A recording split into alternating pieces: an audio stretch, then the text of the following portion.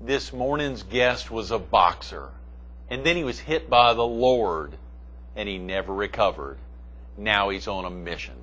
Who is he? You'll meet him coming up next on Carolina People.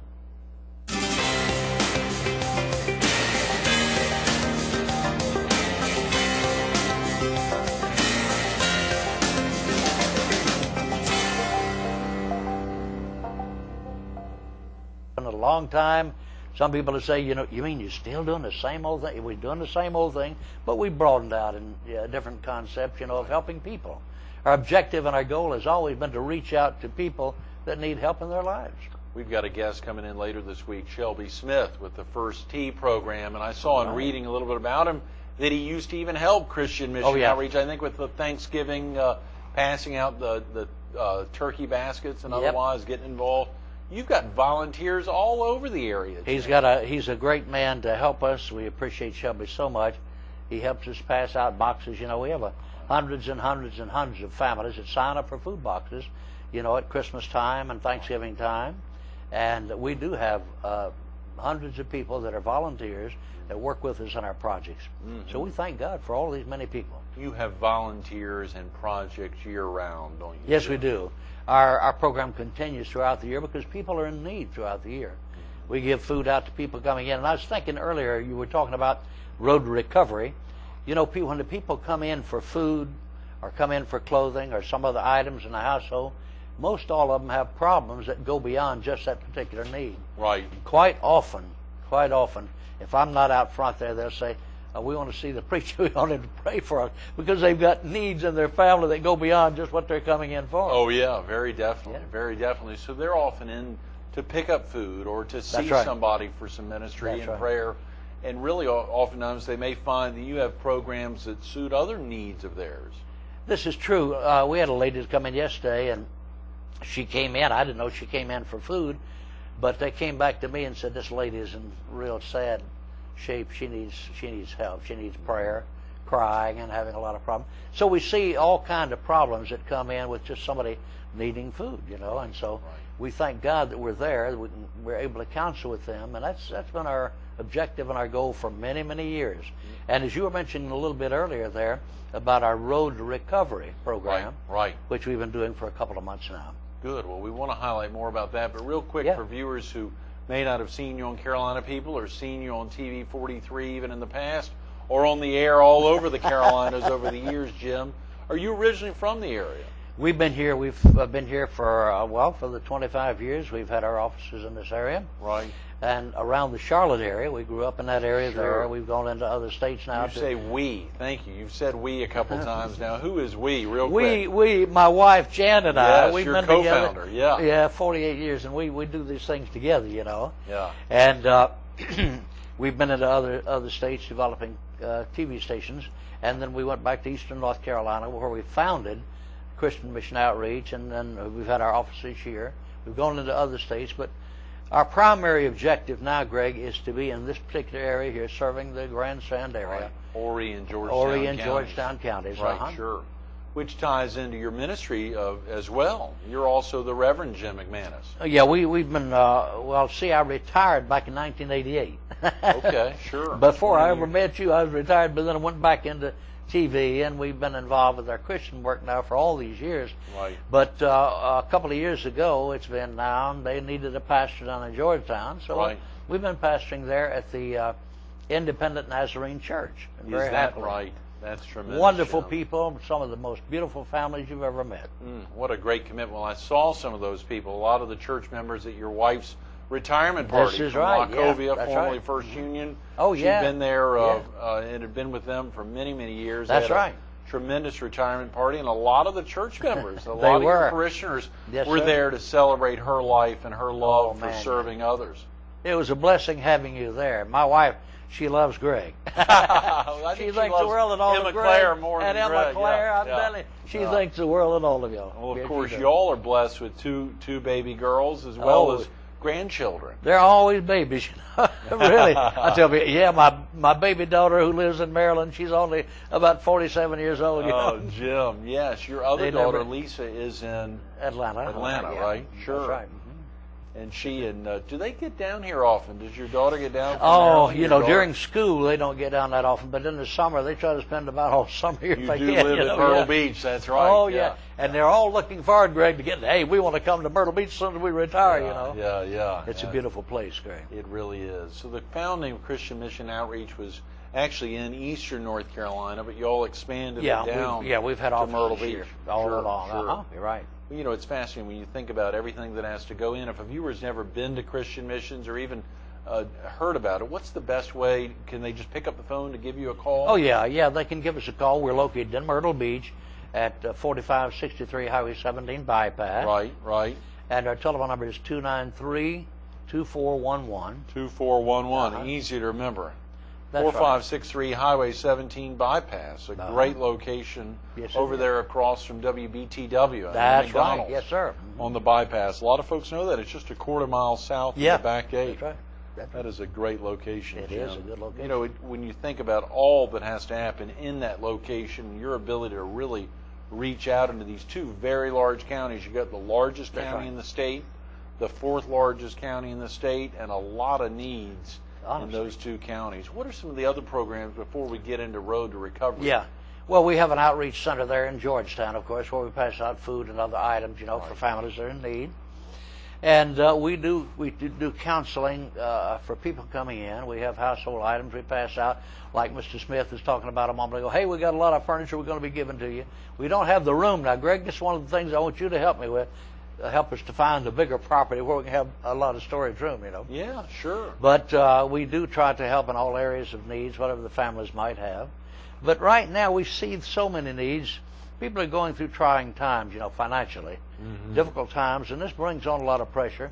And we were talking about the Road to Recovery, people having alcohol or drug problems, and we have intervention.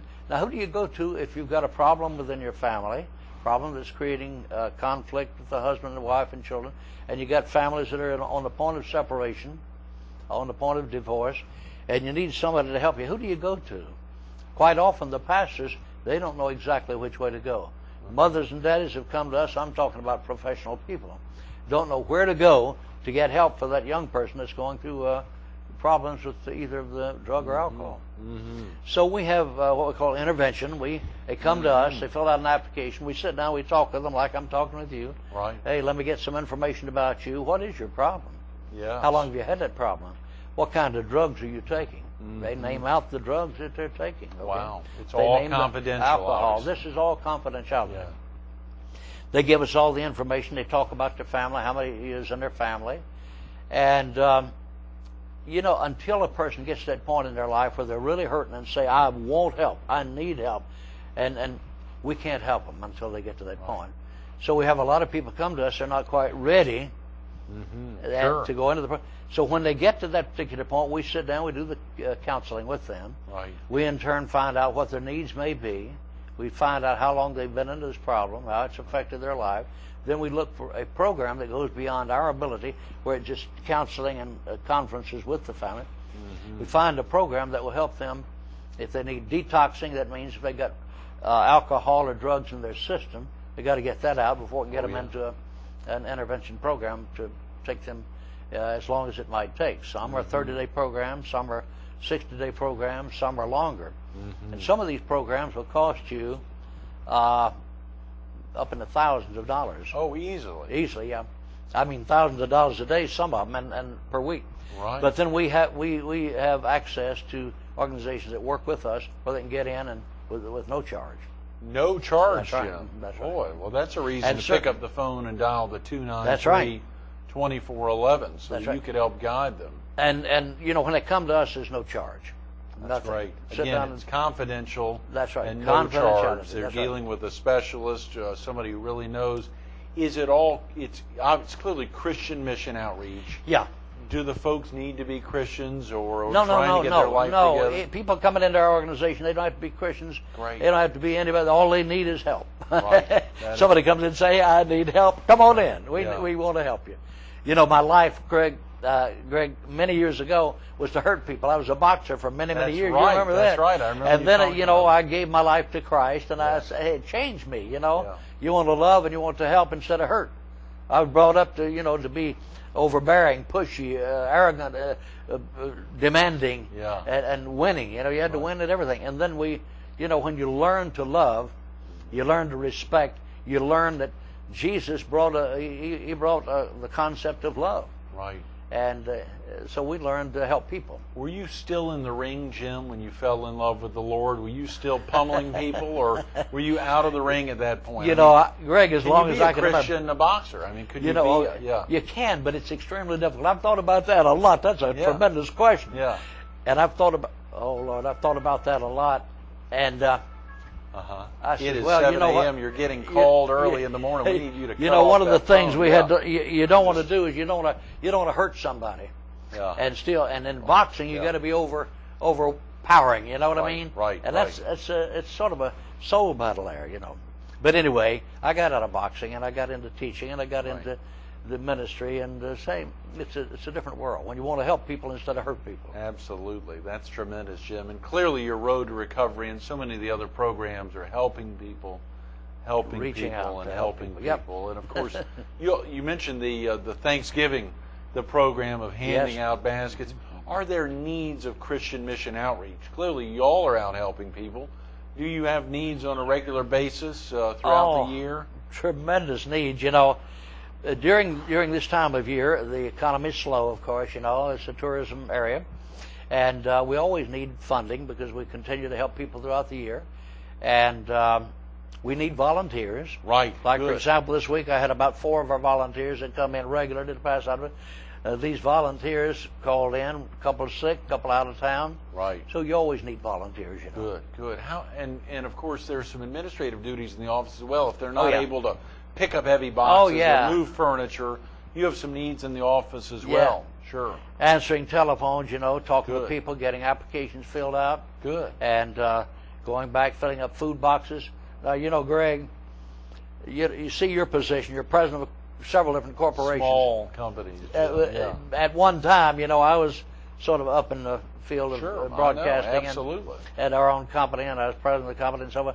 But to go from there down to filling a food box and to reaching out to somebody who comes in and maybe they hadn't had a bath in a couple of weeks. Right. People that we deal with that are living out here in a tent. I've had numerous people that didn't have anywhere to go. And you're working with people such as this. You're talking to them about their problems. You get them food. You counsel with them.